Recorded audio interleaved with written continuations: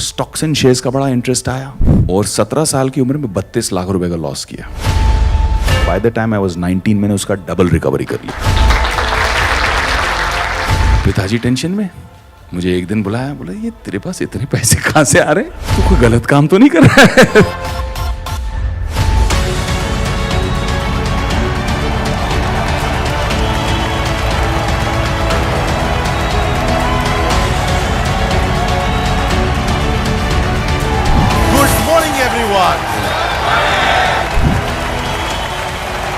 Thank you for all the love.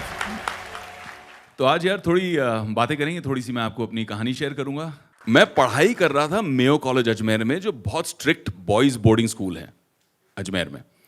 अब boys boarding school में दुनिया इतने में सीमित थी, वही 300 एकड़ का कैंपस, उसी के अंदर खाना पीना कपड़े जूते जो चाहिए होते थे, जाना पड़ता था, साइन करना पड़ता था, बिल पहुंच जाता था पिताजी को। हमें तो कुछ समझ नहीं आया दाल आटे का भाव, तो हम तो ऐसे ही ले लेते, भैया 2 टी-शर्ट देना 2 जूते देना, यही करके ले लेते थे स्टोर से। तो बाहर का एक्सपोजर जीरो। अच्छा, हम निपटा के जब बंबई पहुंचे, अब पिताजी के साथ मैंने आने के बाद कहा कि पॉकेट मनी क्या होनी चाहिए। तूने कहा 500 रुपये बहुत है। पिताजी बहुत ही ज्यादा उसूल वाले, आदर्श वाले, 500 रुपये ही मिलेंगे, उससे ज्यादा कुछ नहीं मिलेंगे, और चाहिए तो खुद कमा लो। अब उन्हें कह तो दिया और चोट भी लगी बड़ी गहरी। पहले का बस से जाओ कह रहे हैं, ट्रेन से जाओ कह रहे हैं, फिर उसके ऊपर बोलते हैं 500 रुपये मिलेंगे और कुछ। मैंने कहा 500 रुपये भी आप ही रख लो, नहीं चाहिए। बड़े एटीट्यूड में पंजाबी स्टाइल में दिल बड़ा करके बोल के आ गया मैं। अब हालत ख़राब, अगले सुबह कैसे पहुंचूंगा कॉलेज। एक आध दिन तो किसी दोस्त से पूछ लिया, भैया लिफ्ट दे दे, ये कर दे वो कर दे। रोज़ का मैनेजमेंट कैसे होगा भैया। चल के जाना पड़ा मुझे भाई, मेरे यहाँ से घर से चल के जाना पड़ा। रियल फाका जिसको कहते हैं, बिल्कुल जेब में कुछ नहीं। अब ऐसे में एक अपॉर्चुनिटी आई, किसी ने शो पे देखा, एक रेडियो प्लेज जो क्रिएट करती थी, उन्होंने कहा कि आपकी आवाज़ बहुत अच्छी है, आप एक्सप्रेशन बहुत अच्छा करते हो, आप रेडियो प्लेस करोगे क्या। मैंने कहा हाँ ज़रूर करेंगे। रेडियो प्लेस करने पहुंच गए, वहाँ किसी ने पूछा आप जिंगल्स करोगे, रेडियो के एड्स करोगे, तो मैंने कहा हाँ कर लेंगे। फिर किसी ने वहाँ से पूछा बड़ी अंग्रेज़ी फिल्में और सीरीज़ हिंदुस्तान आ रही हैं, आप उसकी हिंदी में डबिंग कर लोगे। मैंने कहा हाँ कर लेंगे। ये जो जिसने ये कहा उनका नाम था रॉनी स्क्रू वाला, जिन्होंने आगे चल के यूटीवी बनाई। और यूटीवी एक छोटी सी जगह होती थी जहाँ हम जाया करते थे, बेसमेंट के अंदर एक छोटा सा डबिंग स्टूडियो हुआ करता था। और जितनी आपकी पिक्चरें हैं जुरासिक पार्क से लेके देखो देखो बड़ी चिपकली, वो सारा हम जाके वहाँ पे हिंदी में डबिंग करते थे। और भाई ऐसा हुआ कि महीने का 40-50 हज़ार कमाने लग गया आपका भाई। और मैंने अपना खुद का अकाउंट खोला सेपरेट, और बैंक अकाउंट के साथ में एटीएम कार्ड लिया। उस ज़माने में एटीएम कार्ड मतलब वाह वाह, मतलब स्टाइल होता था। एटीएम कार्ड टेबल पे निकाल के रखने का अलग ही मतलब फील होती थी, क्या बात है। अब पिताजी टेंशन में मुझे एक दिन बुलाया, बोला ये तेरे पास इतने पैसे कहाँ से आ रहे हैं, तू कोई गलत काम तो नहीं कर रहा है तुम। और फिर उनको मैंने समझाया बताया।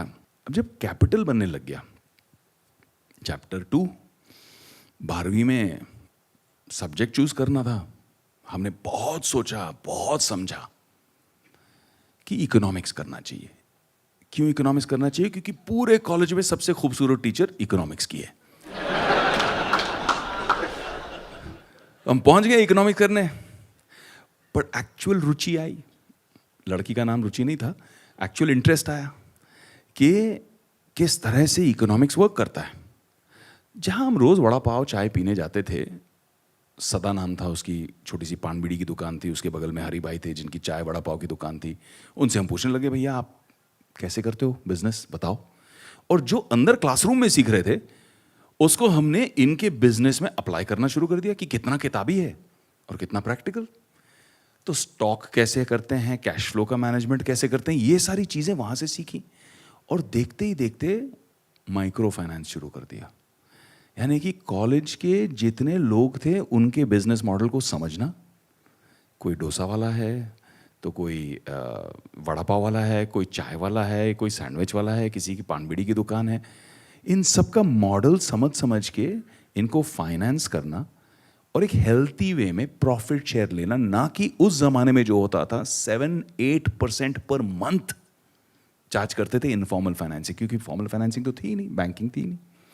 तो एक टाइम ऐसा आया जब तक मैं ग्रेजुएट हुआ कि जो पूरे कॉलेजेस के सामने जितनी दुकानें थी सबके साथ मेरा अकाउंट चलता था, सबके साथ मेरी फाइनेंसिंग चलती थी और सबके साथ बाइक खाता बना के रखा था। यहाँ से ऑलवेज फॉरवर्ड प्रोग्रेशन कि क्या नेक्स्ट, क्या है, व्हाट नेक्स्ट। और व्हाट नेक्स्ट में जापान का एक बहुत सुंदर शब्द है भाई, काइजेन, कांस्टेंट इंप्रूवमेंट, कि आगे क्या और क्या बेटर और क्या बेटर हो सकता है। लाला जी की तरह रिलैक्स नहीं करना हमको कि भाई हो गया, चलो ठीक है, सब चल रहा है, अब छेड़ो मत। आगे क्या, नेक्स्ट क्या, ग्रोथ कैसे होगी। उस ग्रोथ की फिराक में आगे बढ़े। स्टॉक्स एंड शेयर्स का बड़ा इंटरेस्ट आया, स्टॉक लगाया, लोगों के कहने पे टिप विप किए और 17 साल की उम्र में 32 लाख रुपए का लॉस किया। ऐसा लग रहा था हाय हाय, वो फिल्मों में चूड़ियां उड़ियां तोड़ते ना, वैसे लग रहा था मुझे कि ये क्या हो गया, मेरा पूरा कैपिटल इरोड हो गया भैया। जितनी मेहनत करके इतना कुछ किया था, क्रिएट कमाया था, इतना मल्टीप्लाई किया था, वो सब खत्म हो गया। I lost a lot of money. Then I did it the right way, apprentice किया, जाके किसी के अंडर सीखा, पूरा सिस्टम समझ में आया और फिर मैं कहा कि इसको मैं रिकवर करूंगा। By the time I was 19 मैंने उसका डबल रिकवरी कर ली। कमोडिटीज में जाके काम किया, बट इस टाइम सोच समझ के पहले जाके अप्रेंटिसशिप की, कोई ईगो नहीं, नौकरी की तरह जाके वहां पे मेहनत की, समझा, सीखा, फिर कमोडिटीज का मार्केट समझ के उसमें कैसे कमाए। उसके बाद 19-20 साल की उम्र में I set up my first technology company और 19-20 साल की उम्र में मैंने ऑलमोस्ट 12 करोड़ रुपए रेज किए। तो ग्रोथ इस तरह से हुई लाइफ में। तो फाइनली मैं ये कहना चाहूँगा आप लोगों को कि my personal experience has taught me, और मैं हमेशा अच्छे लोगों से, बड़े लोगों से, जो आप बड़ा बिजनेस में भी करते हो, बिलियनर प्रोफेसर्स को लेके आते हो, तो मेरे लिए भी कुछ लाइफ के ऐसे अच्छे बिलियनर प्रोफेसर्स बन गए हैं जो कुछ समय देते हैं और उनका समय बहुमूल्य है मेरे लिए। मैं अभी रिसेंटली मुकेश भाई अंबानी से मिला और जब भी उनसे मिलता हूं तो वो हमेशा कुछ ऐसी बात करते हैं जिसका कोई इल्म ही नहीं है मुझे, कोई नई टेक्नोलॉजी, कोई नया फ्यूचर। जिस आदमी के पास इतना स्टेडी बिजनेस चल रहा है, इतना सॉलिड एनर्जी का बिजनेस है, टेलीकॉम का बिजनेस है, वो आगे ऑलरेडी सोच रहे हैं what next for the group, what next for the company, what's the future, what's the next technology. इस तरह का एक्सपोजर मिलना बहुत अच्छा है। तो अंत में यही कहना चाहूँगा मेरे भाई कि मैंने लाइफ में कुछ उसूल अपने भी रखे हैं। जब भी पैसा कमाया तो उस पैसे का कोई अच्छा काम ज़रूर किया, ये लॉस नहीं है आपका। तो बिजनेस तो बड़ा करो ही, क्योंकि हम धंधा तो सब कर लेते हैं, बट आई थिंक जो डॉक्टर विवेक बिंद्रा कर रहे हैं, जो बड़ा बिजनेस की टीम कर रही है, वो लोगों को धंधा से बिजनेस तक लेके जा रही है। बहुत फ़र्क है। धंधा सब कर लेते हैं, गल्ले पे बैठ के कोई भी धंधा कर सकता है, बट धंधा को बिजनेस बनाना वो बहुत बड़ी बात है। And that's why I support you, I believe you, because आप जब धंधा को बिजनेस करोगे, 1 लाख लोग जब धंधा से बिजनेस में ट्रांसफर करेंगे तो बिजनेस की ग्रोथ होगी, बिजनेस की ग्रोथ से एम्प्लॉयमेंट जनरेशन होगी, लोगों के घर बसेंगे, खाना मिलेगा लोगों को। तो it's actually a huge contribution to society. मैं हमेशा आपको यही कहता हूँ कि नए भारत का, नव भारत का जो निर्माण हो रहा है, उसमें आप बहुत बड़ा एक योगदान कर रहे हो, and I am very proud of you for that.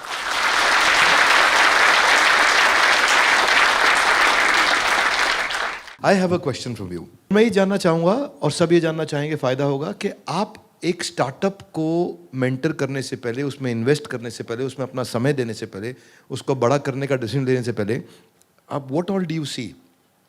क्या 5-7 चीज़ों का ध्यान रखते हैं कि यार ये अगर कंपनी में होगा तो मैं उसमें आने को तैयार हूँ और उसको बड़ा करूँगा? बहुत बहुत बढ़िया सवाल है।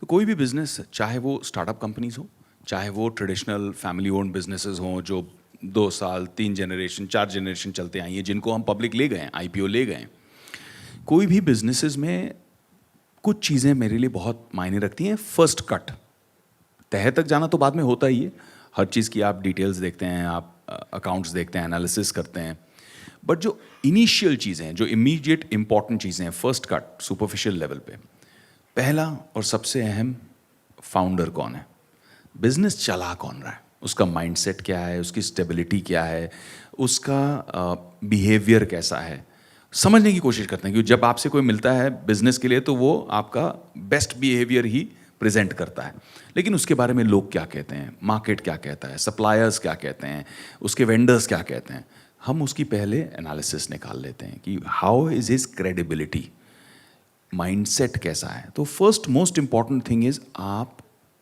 अपने बिजनेस के खुद ब्रांड एम्बेसडर हो, यू आर दैट बिजनेस. तो आपको वो ईथॉस, वो माइंडसेट उसमें सिर्फ धंधे में नहीं अपने आप में भी मेंटेन करना है.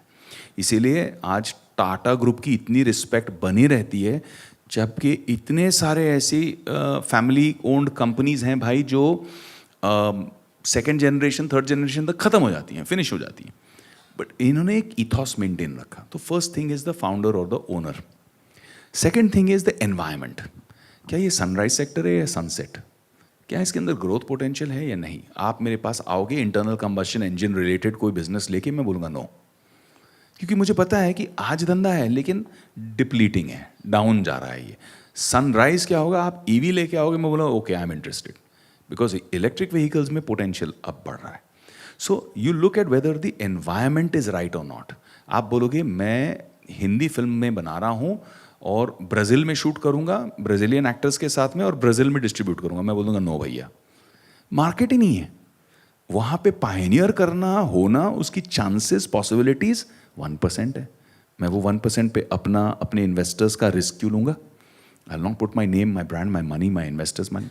So you look at the environment, that's the second thing. Founder, manager, founder, owner. Second, environment. The third is What are you solving? क्या पेन पॉइंट है? क्योंकि जहां पेन पॉइंट है वहां अपॉर्चुनिटी है.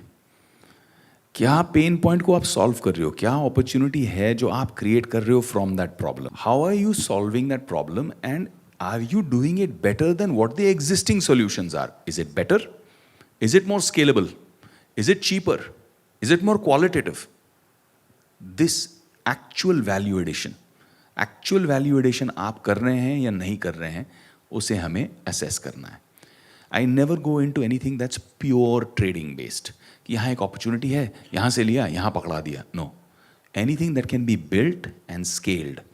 And the last and most important thing is, can it be scaled organically? Can it be scaled organically without the founder? कि कल को फाउंडर को कुछ हो गया तो ये धंधा अपने आप चलेगा या ये उसी पे टिका है? As an investor, I look at these few things.